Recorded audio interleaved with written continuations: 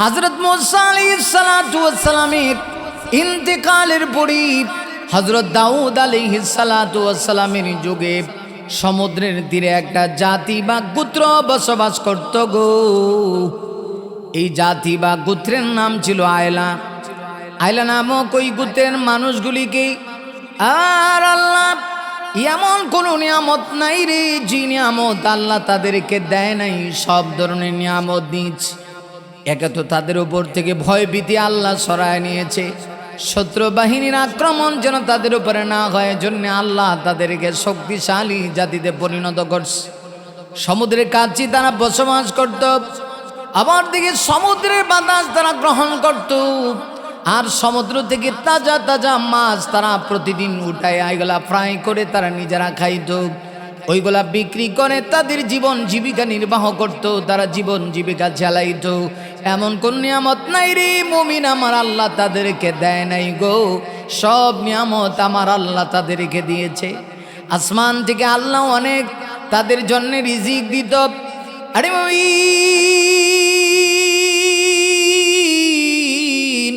এত নিয়ামত খাওয়ার পরেও, এত নিয়ামত ভক্ষণ করার পরেও এই জাতি তাদের একটা ভুল ছিল, অপরাধ ছিল। ওদের পূর্বসূরীরা আল্লাহর দেওয়া নিয়ামত গ্রহণ করে তারা শুকরিয়া করত না, আল্লাহর সাথে ওয়াদা করে করে ওয়াদা ভঙ্গ করত। এরা ওয়াদা ভঙ্গ করত, এটা তাদের পূর্বসূরীদের অভ্যাস ছিল। আর আল্লাহ শেষ পর্যায়ে তাদেরকে একটা পরীক্ষায় ফেলে দিলেন। আল্লাহ পরীক্ষা করতে যান, সমুদ্র থেকে মাছ উঠায় তারা মাছগুলি গ্রহণ করে মাছ খায়, নিজেরা ফ্রাই করে খায়, বড় বড় মাছ, তাজা তাজা মাছ। আল্লাহ রাব্বুল আলামিন তাদের জন্য বিধান করে দিলেন। কি বিধান ছিল? শনিবারে আল্লাহ বনী ইসরাইল জাতির গোত্রের মানুষের জন্য আমার আল্লাহ শনিবারে মাছ উঠানোকে হারাম করে দিলেন, জানায় দিলেন শনিবারে মাছ উঠাতে পারবা না। শনিবার সারা সব দিন তোমরা মাছ উঠাবা, শনিবারে তোমরা মাছ ধরবা না। ওই দিন তোমরা তবে তোমাদের রবের নিয়ামতের শুকরিয়া আদায় করবা, আল্লাহর গোলামি করবা। আরে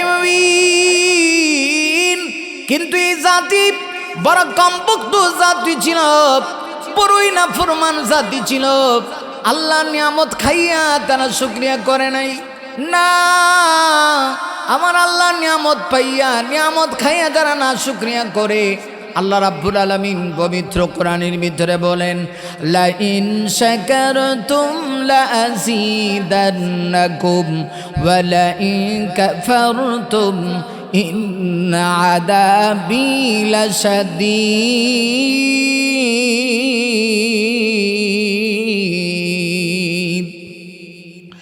আরে মুমিন আমার আল্লাহ বলেন, যদি তোমরা নিয়ামত পাওয়ার পরে গো নিয়ামতের শুকরিয়া আদায় করো, আমার আল্লাহ বলেন লাযীদান্নাকুম, অবশ্যই অবশ্যই আমি আল্লাহ আমার নিয়ামত বাড়ায় দিব।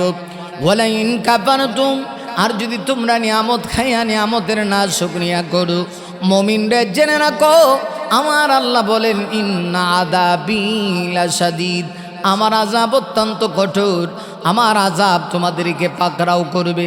একটু লক্ষ্য করে দেখুন। আর আল্লাহ ওই জাতির মানুষগুলিকে এত নিয়ামত দিলেন, শুধুমাত্র বললেন শনিবারে তোমরা সাবধান মাছ ধরবা না। সমুদ্রের তীরে তারা বসবাস করে কত সুন্দর পর্যটন নগরী বানায় দিলেন। আসমান থেকেও রিজিক দিলেন, জমিন থেকেও আল্লাহ তাদের জন্য রিজিক উঠায় দেন। এরপরে সমুদ্র থেকে তারা মাছ, বড় বড় মাছ গ্রহণ করে আরামে খায়, বিক্রি করে। শুধু আল্লাহ জানায় দিলেন শনিবারে তোমরা কেউ মাছ ধরবা না, শনিবারে তোমরা রবের ইবাদত করবা, সাবধান মাছ ধরতে যাইও না। কিন্তু তারা সেটা মানতে পারল না। আল্লাহর সঙ্গে ওয়াদা করে ওরা সেই ওয়াদা শেষ পর্যন্ত ভঙ্গ করে ফেলল। এমন অবস্থা হইল আল্লাহ তাদেরকে পরীক্ষা করতে চায়। মুমিনরে পরীক্ষা ছাড়া আমার আল্লাহ কাউকে জান্নাত দিবে না। মুমিনরে পরীক্ষা ছাড়া আল্লাহ এত সোজা কাউকে জান্নাত দিবে না। আমার আল্লাহ রাব্বুল আলামিন সেই কথাগুলো কোরআন শরীফের সূরা বাকারার ভিতরে বলেছেন, ওয়ালানাবলুওয়ান্নাকুম বিশাইইন মিনাল খাউফি ওয়াল জু'i ওয়া নাকসিন মিনাল আমওয়ালি ওয়াল আনফুসি ওয়াত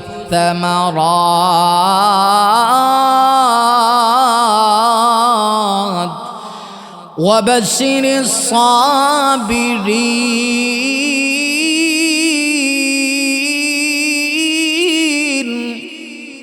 আরে মুমিন আমার আল্লাহ বলেন অবশ্যই অবশ্যই আমি পরীক্ষা করব। নারী মুমিন আমার আল্লাহ বলেন পরীক্ষা না করে আমি আল্লাহ কাউকে জান্নাত দিব না। পাঁচটা বিষয়ের পরীক্ষা তোমাদের হবে। এক নম্বরে আল্লাহ বলেন বিষয় মিনাল খাউফ, আমি ভয় দেখায় তোমাদেরকে পরীক্ষা করব, মাঝে মধ্যে ভয় দেখাবো। দুই নম্বরে ওয়াল জুই, আল্লাহ বলেন খোদা দিয়া আমি আল্লাহ তোমাদেরকে পরীক্ষা করব, মাঝে মধ্যে তোমাদেরকে খাবার না দিয়া আমি আল্লাহ পরীক্ষা করব। তিন নম্বরে আল্লাহ বলেন ওয়ানাকসিম মিনাল আমওয়াল, মাঝে মধ্যে তোমাদের মালকে আমি আল্লাহ বিনষ্ট করে দিব। চার নম্বরে আল্লাহ বলেন ওয়াল আনফুসি, মাঝে মধ্যে আমি আল্লাহ তোমার নফসের উপরে তোমার জানের উপরে আমি আল্লাহ পরীক্ষা দিব। এই পরীক্ষাও তোমাকে উত্তীর্ণ হওয়া লাগবে। পাঁচ নম্বরে আল্লাহ বলেন ওয়াসামারাত, তোমাদের ফল ফুট ফসলাদি দিয়া মাঝে মধ্যে বিনষ্ট করে দিয়ে আমি তোমাদেরকে পরীক্ষা করব। মুমিনে যদি পরীক্ষায় ধৈর্য ধারণ করতে পারো গো, আমার আল্লাহ বলেন ওয়াবাশশিরিস সাবিরিন। আরে মুমিন আল্লাহ বলেন সবরকারীদের জন্য রয়েছে সুসংবাদ, সবরকারীদের জন্য রয়েছে পুরস্কার। তাহলে বোঝা গেল পুরস্কার যদি পাইতে হয় অবশ্যই পরীক্ষা দেওয়া লাগবে। পরীক্ষা ছাড়া আল্লাহ কাউকে জান্নাতে দিবে না। এই জাতির মানুষকে দুনিয়ামত দিয়া আমার আল্লাহ এবার পরীক্ষা করতে চায়। শনিবারে তাদের জন্য মাছ উঠানোকে আল্লাহ হারাম করে দিলেন। ওই মাছ শনিবারে তোমরা উঠাইতে পারবে না। দেখা গেল সমুদ্রের তীরে, সমুদ্রের মধ্যে জাঁকি মাছের পাল শনিবারে এসে এমন হয় মনে হয় যেন একটা উজ্জা দিয়ে দিছে।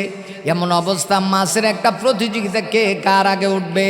ওরা এইগুলা দিকা আর আল্লাহর সঙ্গে যে ওয়াদা করেছিল গো, ওয়াদা তারা ঠিক রাখতে পারে না।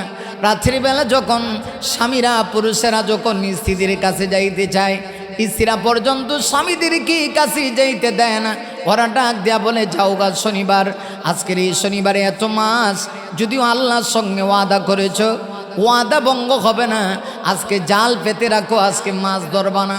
তাহলে আল্লাহর সঙ্গে ওয়াদা ভঙ্গ হবে না, মাছ উবিয়ে যাবা। এরা নিজেদেরকে পুরো বেশি চালাক মনে করতো। ওরে মুমিন, কিন্তু ওরা জানে না আমার আল্লাহ যে কত বড় চালাক। ওরা মক্করবাজি করতে চায়, আল্লাহ তার চাইতেও শ্রেষ্ঠ মক্করবাজ। আল্লাহ রাব্বুল আলামিন পবিত্র কোরআনের ভিতরে আমার আল্লাহ বলেন ওয়া মাকারু ওয়া মাকারাল্লাহ ওয়াল্লাহু খায়রুল মাকিরিন। আমার আল্লাহ ডাক দিয়ে বলেন আরে তোমরা আমার সঙ্গে চালাকি করো, তোমরা বুঝো না আমি আল্লাহ তোমাদের চাইতেও বড় চালাক। মুমিনরে একটু খেয়াল করো, ওরা দেখে গেল শনিবারে আবার মাছ ধরে না, কিন্তু জাল পেতে রাখে। সমুদ্রের তীরে কোনায় কোনায় জাল পেতে রাখে, মাছ আসলে পরে মাছ আটকা পড়ে। আর এটা রবিবারে তারা গিয়ে মাছ উঠায় বাড়িতে নিয়ে আসে। আমার আল্লাহ এটা পছন্দ করলেন না, আর আল্লাহর অর্ডার অমান্য করল। দেখে গেল শুধু অমান্য করেছে তা না, তাদেরকে আরেক দলে বাধা দিয়েছে যারা আল্লাহর প্রতি পূর্ণ আস্থা ছিল, বাধা তারা মানে না। ওদের ভিতরে আবার তিন দল ছিল, তিন দল। একদল মানুষ আল্লাহর সেই অর্ডার কি পূর্ণাঙ্গভাবে মেনে নিয়েছিল, যেহেতু আল্লাহর আইন, আল্লাহ শনিবারে মাছ ওঠানোকে হারাম করে দিয়েছে, ওইটা তারা মেনে নিয়েছে। দ্বিতীয় আরেক দল যারা ছিল আল্লাহর নাফরমান, আল্লাহ রাব্বুল আলামিনের সাথে ওয়াদা করে ওয়াদা লঙ্ঘনকারী, এরা হলো মুনাফিক। এরা কি? মুনাফিক। সম্মানিত সুধী, এরা হলো মুনাফিকের দল। বুখারীর হাদিস, আল্লাহর রাসূল বলেছেন ওয়ান নাবী হুরায়রা রাদিয়াল্লাহু তাআলা আনহু قال قال رسول الله صلى الله عليه وسلم آية المنافق ثلاث إذا حدث كذب ওয়াইদা ওয়াদা আখলাফা ওয়াইদা তুমিনা খান। আরে হযরত আবু হুরায়রা রাদিয়াল্লাহু আনহু থেকে বর্ণিত হাদিস, নবীজি বলেছেন মুনাফিকের আলামত হলো তিনটি। এক নম্বরে আল্লাহর নবী বলেন ইদা হাদ্দাসা কাযাবা, মুনাফিক কথায় কথায় মিথ্যা কথা বলে। দুই নম্বরে ওয়াইদা ওয়াদা আখলাফা, আরে মুনাফিকের দুই নম্বর আলামত হলো নবী বলেন সে যখন ওয়াদা করে ওয়াদা লঙ্ঘ করে। তিন নম্বরে আমার নবী বলেন ওয়াইদা তুমিনা খানা, আমানত যদি তার কাছে রাখা হয় গো, আমানতের ভিতরে খেয়ানত করে। মুনাফিকের এই তিন নিদর্শন।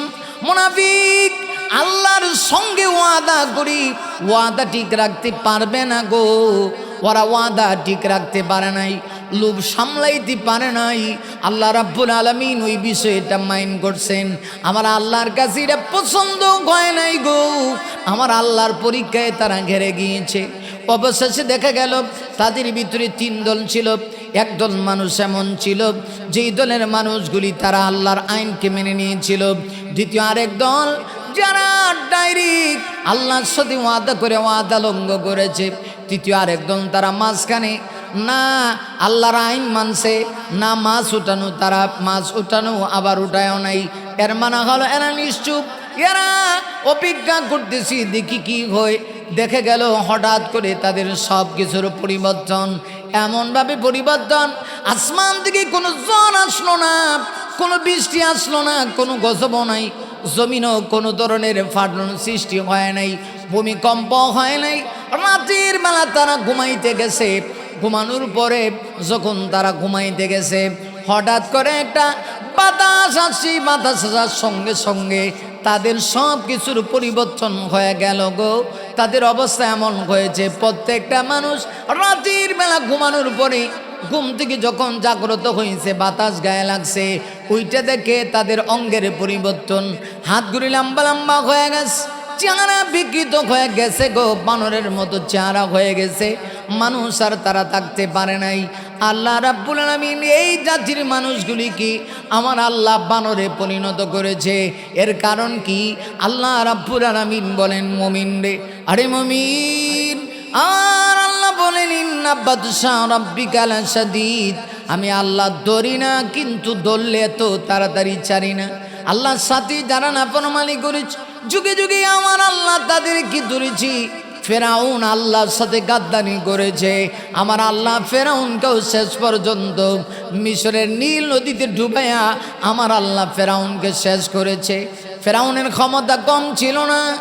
এই ফেরাউন একটা সময় ফেরাউন ছিল না রে, ফেরাউন ভালো ছিল কিন্তু তার বন্ধুর কারণে ফেরাউন এতটুকুন ক্ষমতা পাইছে। বন্ধুটা খারাপ ছিল, এই জন্যে কথায় আছে সৎসঙ্গে স্বর্গবাস, অসৎ সঙ্গে সর্বনাশ। এই জন্যে যার তার সাথে বন্ধুত্ব করা যাবে না, না, কারণ বন্ধুত্ব যদি কাহারোর সাথে অন্যায় অনাচার পাপাচার কোনো মানুষ করে তার সঙ্গে যদি আপনার বন্ধুত্ব হয়, আপনার দুনিয়াও বরবাদ আখিরাতও বরবাদ। আল্লাহ নবী হাদিস শরীফের ভিতরে বলেছেন আল মারউ মা মান আহাব্বা ইয়াউমাল কিয়ামা। আরে মুমিন, আবার নবী হাদিস শরীফের ভিতরে বলে দিয়েছেন কিয়ামত তো তার সাথে হবে যার সাথে যার চলাফেরা, যার সাথে যার মহব্বত তার সাথে তার কিয়ামত। যার সাথে আপনি দুনিয়াতে চলবেন, লোকটা যদি মদ খানেওয়ালা হয়, অন্যায় কাজ করে থাকে, এমন ব্যক্তিকে যদি আপনি বন্ধু বানান, কিয়ামতে হাসর হবে তার সঙ্গে। ভালো মানুষের সাথে যদি আপনি চলেন, হাসর হবে ভালো মানুষের সাথে। আল্লাহওয়ালাদের সাথে যদি আপনি চলেন, হাসর হবে আল্লাহওয়ালাদের সাথে। আলেমদের সাথে যদি আপনি চলেন, হাসর হবে আলেমদের সাথে।